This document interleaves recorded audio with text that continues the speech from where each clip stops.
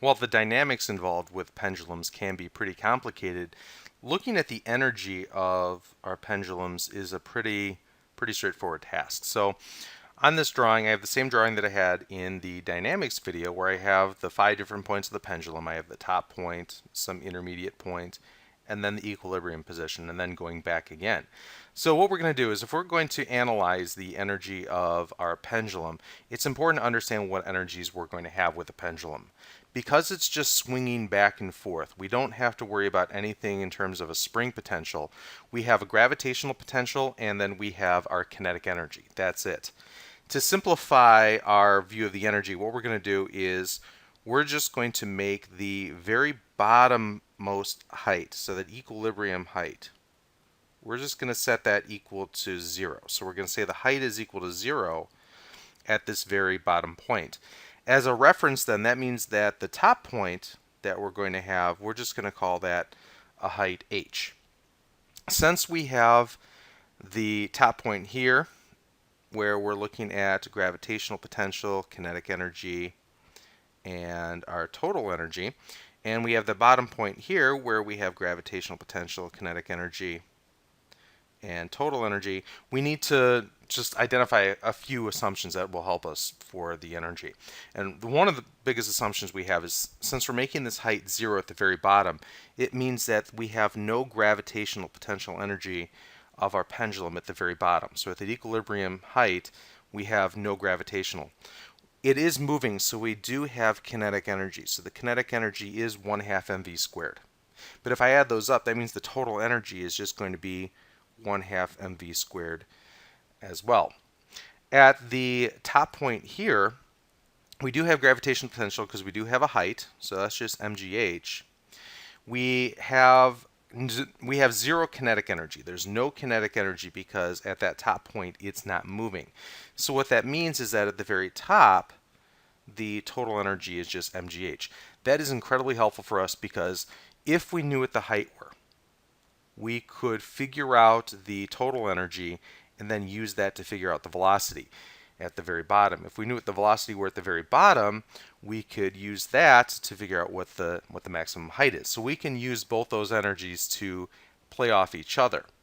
In addition, we could find the energy at any of these particular spots. So if we wanted to look at this spot here, let's just say we are going to have a height.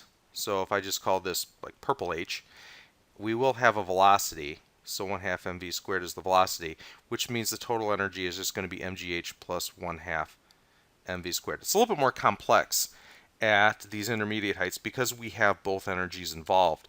But if we knew the total energy at the top or the bottom, we know the total energy at that point as well.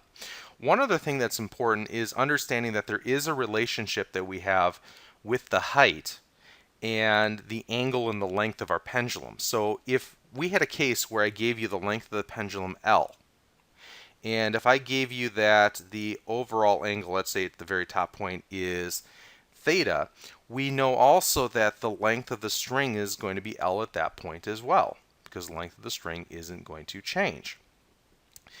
What we can do here is if we wanted to figure out h, I'm going to set up a triangle at the very top. So at the very top, I have a right triangle where I know the hypotenuse is L. Since this angle on the inside is theta, this angle is going to be 90 minus theta at the top, which means the angle at the very bottom would have to be theta as well. Since the length of the equilibrium position is L, and we know that it's h above that equilibrium spot where we're saying we have a height of 0, the height on this side is L minus h. The reason that's important is because if I use my trig, I can say the cosine of theta is equal to the adjacent side, L minus h, divided by the hypotenuse, which is L for this triangle here. If we look at this green triangle, I can multiply both sides by L, so L times the cosine of theta equals L minus h.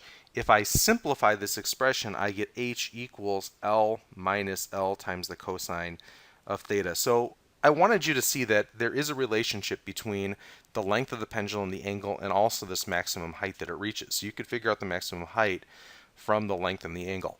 The reason why I wanted to show you this is because if we had any of these other spots, so let's just say we have this spot that we were looking at here in purple, if I knew at this angle theta were there, I could use that to figure out what the height would be at that spot, and so on and so on and so on. So there's other things that we can do, not just with physics, but looking at geometry and trigonometry and just setting up our triangles that can help us when we're looking at our pendulum to figure out what are the energies involved, what's the gravitational potential, if we could figure out the height, and so forth and so forth. So you need to use a combination of the physics and the math when you're looking at the energy of the pendulums, but it's not like the dynamics. It is pretty straightforward because we will know the total energy at both our highest point and our equilibrium point is just one of our individual energies.